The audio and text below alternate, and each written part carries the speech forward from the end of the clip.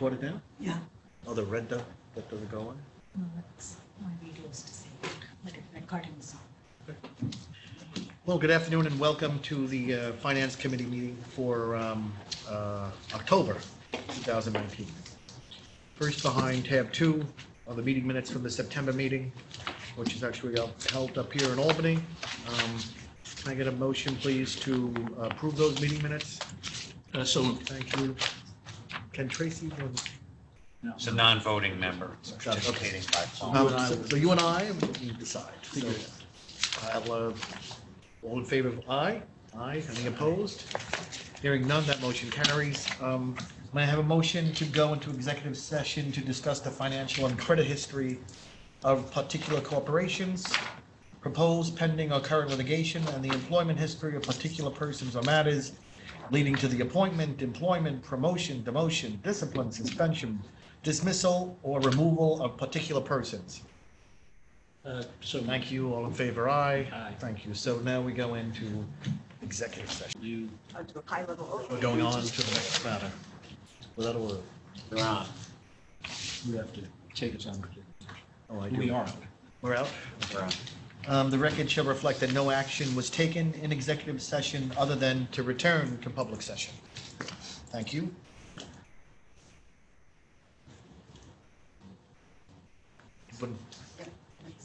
Okay. The committee will be discussing a proposed amendment to the board financing authorization policy, and that's going to be presented by Portia. Thank you, Portia. Thank you, Mr. Chairman. We've provided to the members for discussion purposes an amendment to the board financing authorization policy. No action is required at this time. The amendment would deal with the single approval process for our private clients, higher ed, and healthcare institutions. This board financing authorization policy addresses a number of things, but in particular, it does address those institutions that are eligible for single approval by the board. On the private client side, those entities that are currently authorized are higher education and healthcare borrowers, which are highly rated, that being in the A category. One of the things that we would like to discuss with the board over time is an amendment to the policy to expand the definition of the eligible private client borrowers to include authorized affiliates of higher education and healthcare institutions where the financings do achieve a high rating, as we've defined it, as in the A category or better. Thank you, Mr. Chairman. Thank you very much, Portia. Thank you. The committee will be reviewing 5 resolutions today. First up behind tab 3 is a relatively minor bond of $3.29 billion.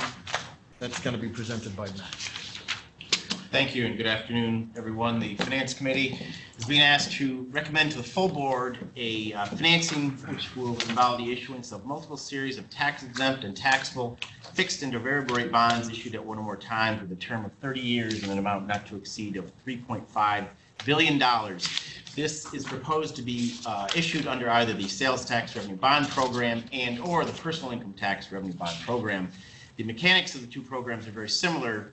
The major difference is the stream of revenues that secures the bonds, sales tax revenue, as opposed to personal income tax revenue. The bonds are going to be issued for new money and refunding purposes, and the new money portion will be for authorized purposes, including capital projects for CUNY, capital projects for OMH, OPWDD, and OASIS, transportation initiatives for the New York Works Transportation Infrastructure Projects, capital projects for SUNY, various funding for environmental initiatives, funding for the state and municipal grants, otherwise known as SAM grants, funding for economic development projects under grants, funding for healthcare grants, and funding for various education programs. In addition, the proposed issuance also looks to refund certain bonds issued under various state-supported debt programs of $1.5 billion. And I wanted to make the note that of that $1.5 billion of refunding bonds, $1.4 billion are viewed as taxable advance refunding bonds, and only $100 million, relatively small out of the total number, is a current refunding, which would be tax exempt. When we look at the security provisions, if the bonds are issued under the sales tax revenue bond program, bonds will be paid by the semi-annual payments made pursuant to a financing agreement between DASNY and the state, and the bonds are secured by a set aside of 1 cent or 25% of the state's 4% sales tax to be collected pursuant to statute and deposited in the sales tax revenue bond fund.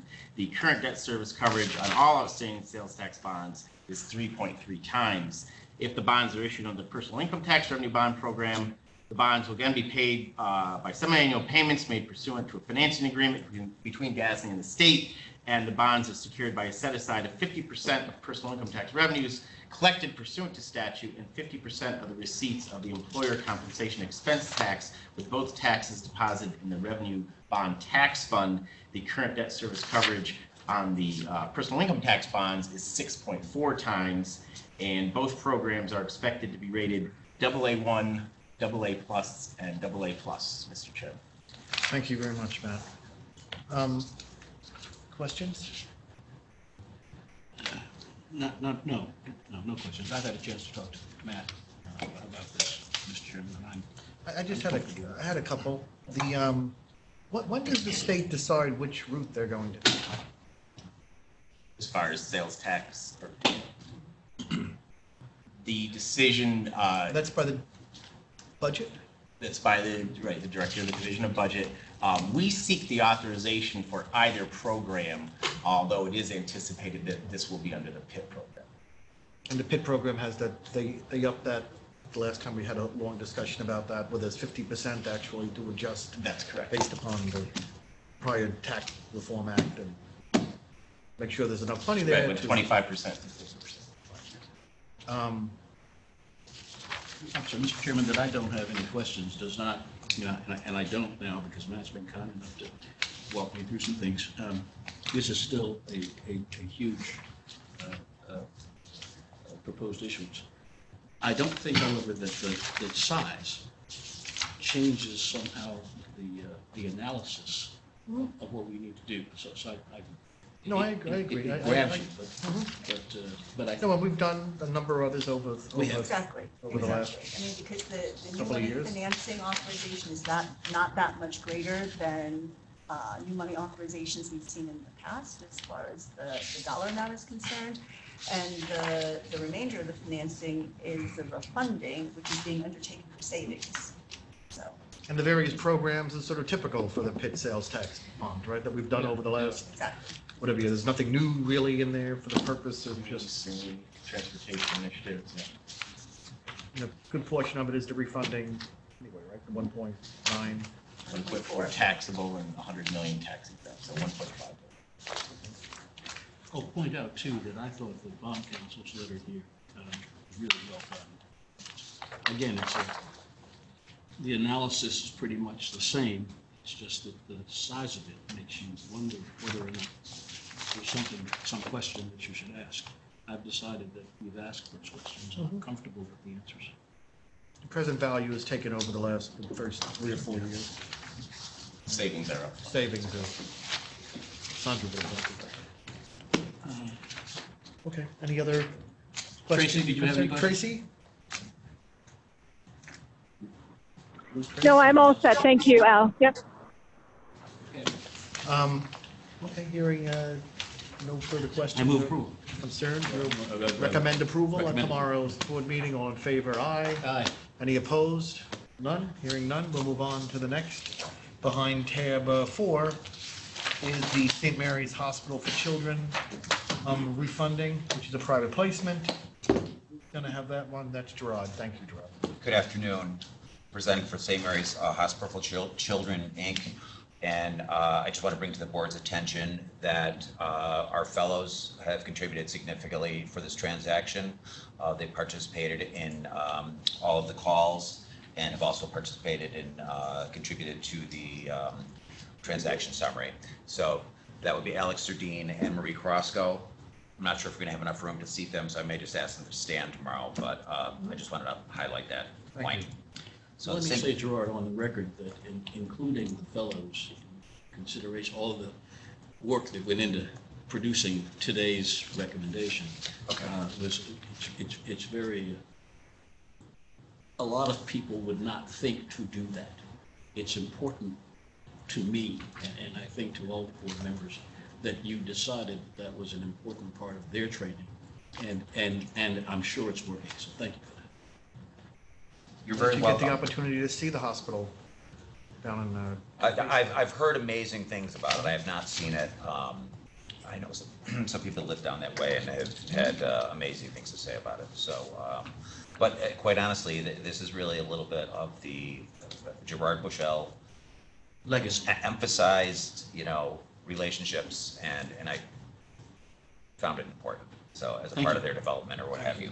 So, the single approval transaction summary report for St. Mary's Hospital provided to members is seeking authorization for one or more series of 22-year fixed and or variable rate tax exempt and or taxable series 2019 bonds in an amount not to exceed $77 million.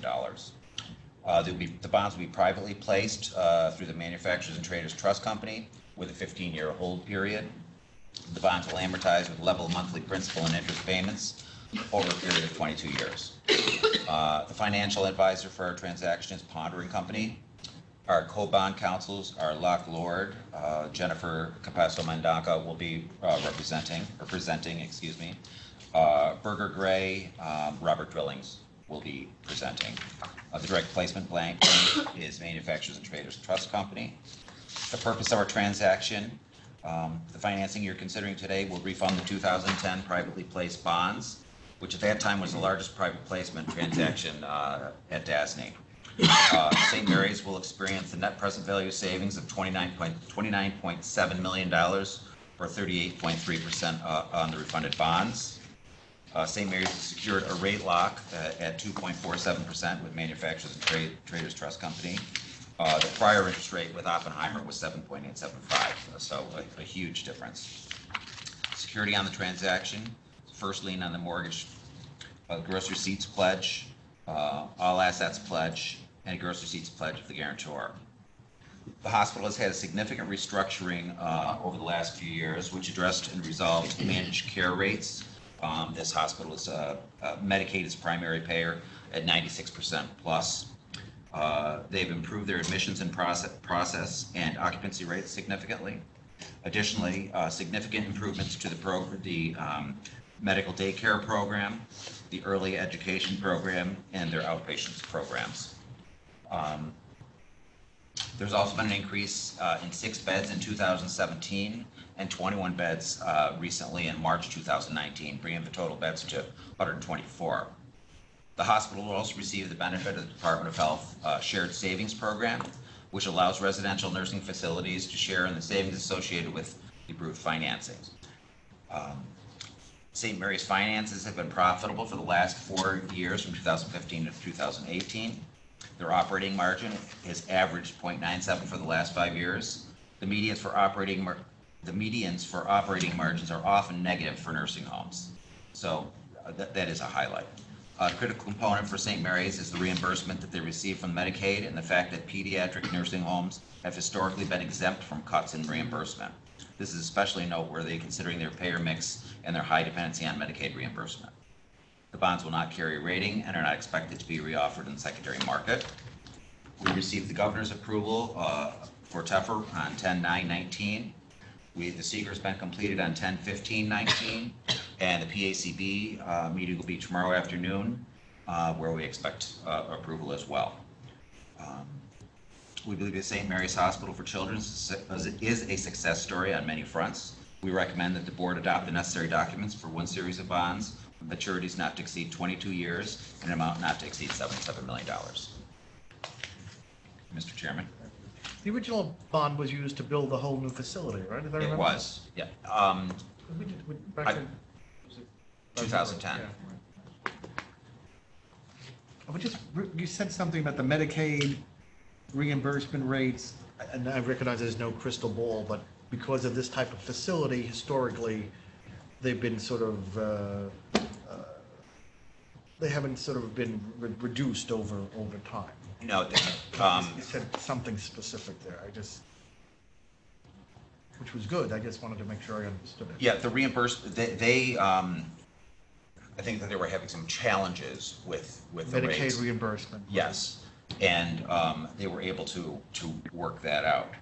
Yeah, and I can chime in if you want, Gerard. This is Tracy. Just to add, I mean, it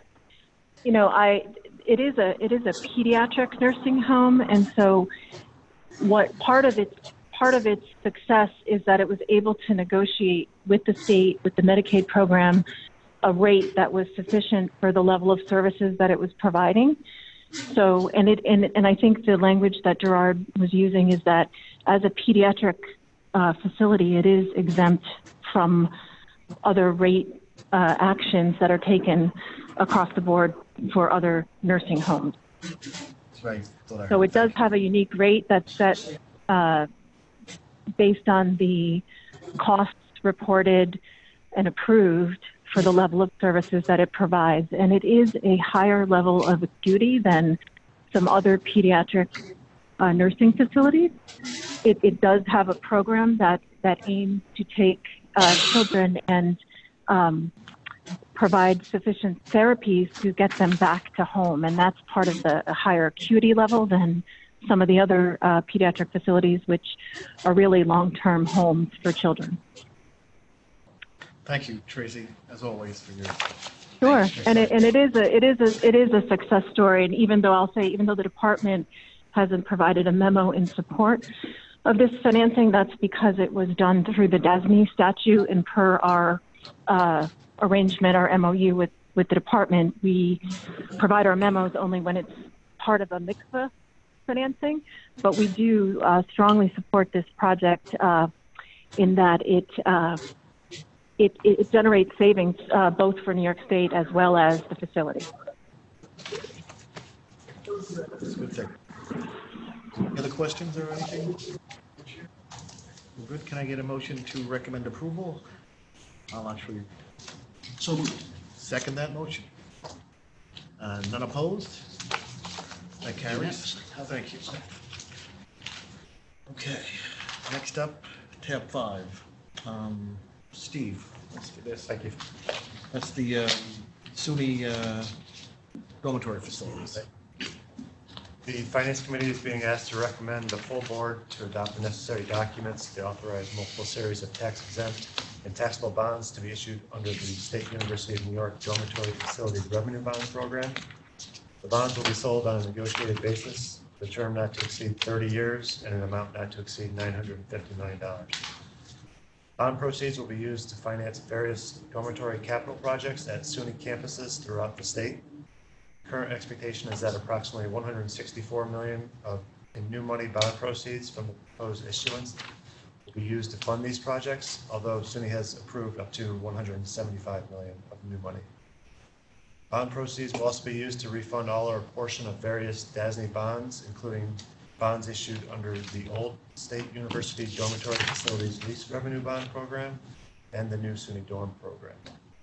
Refunding candidates under the old SUNY Dorm Program include the Series 2010A, Series 2011A, and Series 2012A bonds.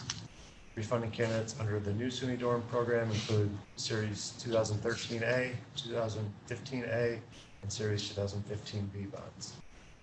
The refundings are expected to be issued on a taxable basis, or in the case of the Series 2010A bonds, may be issued on a tax-exempt basis with a forward delivery if it's economically advantageous. Refundings may generate net present value savings of approximately $96.2 million, or approximately 14.2% of the bonds being refunded. The final terms of the refunding bonds will not exceed the terms of the bonds being refunded. The SUNY Residence Hall program operates on 25 campuses and serves over 70,000 students on an annual basis. In March 2013, the state enacted legislation authorizing the new SUNY dorm program, which is supported solely by the rents, fees, and charges of the dorm rentals. Pursuant to this enabling act, SUNY executed an assignment to DASNY of all rights in dormitory facilities revenues. SUNY is required to immediately deliver such revenues without appropriation to the Commissioner of Taxation and Finance for deposit into the Dormitory Facilities Revenue Fund. Monies are first used to pay debt service on the old SUNY dorm bonds and then debt service on the bonds issued under the new program. Any amounts remaining in the fund after payment for these purposes is the absolute property of SUNY to fund operations and maintenance of dormitory facilities. Security for the bonds includes a second lien on dormitory rentals deposited into the dormitory facilities revenue fund. Bonds currently outstanding under the old SUNY dorm program have the first lien on these revenues. And this will be the sixth financing under the new SUNY dorms program. Thank you. It's not very moving. Right, I remember when we first did it, right? Took it out of the cap, right? That's right.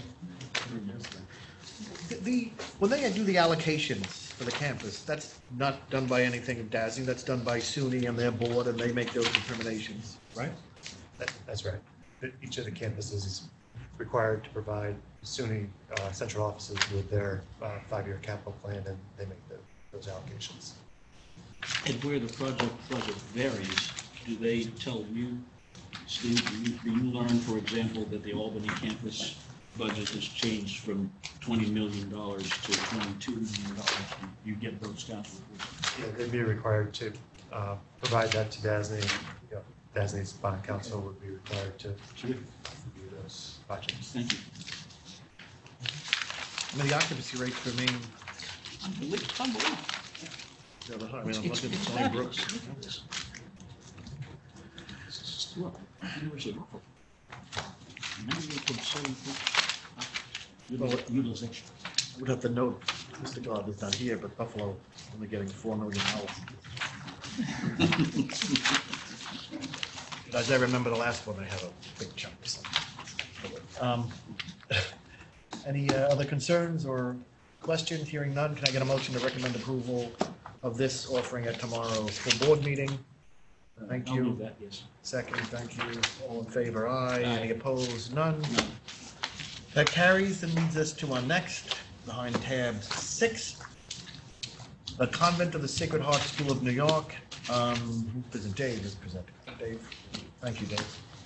The Finance Committee is being asked to recommend to the full board one or more series of tax-exempt and/or taxable fixed and/or variable rate bonds, each in an amount not to exceed $25 million on behalf of the Convent of the Sacred Heart of New York. The Convent of Sacred Heart operates a non-residential school for girls for pre-K through grade 12, located on the Upper East Side of Manhattan. And this will be the school's second financing through DASNY, the first of which financed a portion of the school's athletic facility back in 2011. Proceeds from this issuance will be used to refund all or a portion of those 2011 bonds. This will be a refunding for savings with no extension of the final maturity. The proposed issuance is expected to be sold through a private placement. The school has just issued a request for proposals to potential purchasers and expect to select a single purchaser for the proposed issuance by the end of October. The Series 2011 bonds are first callable on May 1st, 2021. Under federal tax law, may only be refunded with tax-exempt bonds beginning 90 days before the call date. As a result, the school is proposing to move forward with one of two options to lock in fixed-rate savings in the current market. The school will select from one of these two options based on the economics of the responses received from the RFP process. So, of the two options, the school will select prior to coming back to the board to adopt documents. The first option is a taxable, tax-exempt transaction, where the Series 2019 bonds will be issued as taxable bonds at closing, which is anticipated in November of 2019. Once the Series 2011 bonds are callable on or around May 1st, 2021, the Series 2019 taxable bonds will be subject to a mandatory tender and replaced with Series 2021 tax-exempt bonds upon receiving a tax-exempt opinion from bond counsel. The second option is essentially a forward delivery, where the purchaser would commit to a tax-exempt fixed rate in November 2019, but the Series 2021 refunding bonds would not be issued until the Series 2011 bonds are callable in May of 21. And at that point, the Series 2021 bonds would bear interest at a predetermined tax-exempt rate upon receiving a tax-exempt opinion from bond counsel. So conservatively, assuming a taxable rate through final maturity, the refunding of the Series 2011 bonds would result in total net present value savings in the range of $3.3 million or 14.2% on refunded bonds. Just some additional information on the school. The Convent of the Sacred Heart has experienced consistent demand for a limited number of openings. Applications have averaged around 500 annually, and for fall of 2018, the school had an acceptance rate of just 32%. Enrollment has averaged approximately 723 students over the last 5 years. The school's balance sheet reflects growing financial resources over the last 5 years due to a combination of positive operating margins, investment earnings, and fundraising support. And the school's total net assets have increased by 7.8% from $105.5 million in 2014 to $113.7 million in 2018. Lastly, the school does have an A- rating from S&P, but again, these bonds will be privately placed, and a rating is not expected in this transaction. Mr. Chairman. Thank you. It does a great job for school their size. I was curious, David, the total enrollment has been constant, which is great for them. They're able to pick the people who they believe will best enhance the school's reputation, and that's clearly what they're doing, given the SAT and I assume ACT scores. The tuition, gross tuition, before the, as you have told me, before the discount rates apply, it's $50,000, so $51,000. And I guess the net tuition, which is on the page. Appendix A, wasn't it? Appendix A? No, I saw it. Anyway, the net tuition for those 5 years is is considerably less. My question is nothing to do with it, but has a lot to do with it. The class sizes have stayed fairly constant. Is the tuition before discount number applied across the board, lower, middle, and upper schools? Does everybody pay the same thing? Yeah, it's across the board, so it's essentially taking all of the tuition they collect, reducing the, taking away the financial aid, and then averaging that across the whole student body. So it's an average across all students. By the way, this is a very thorough summary of the institution.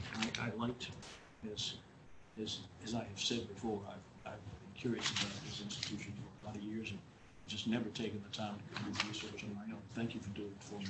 You're welcome. Mr. Chairman, I don't have any questions here at all. It was very thorough, Matt. Thanks very much.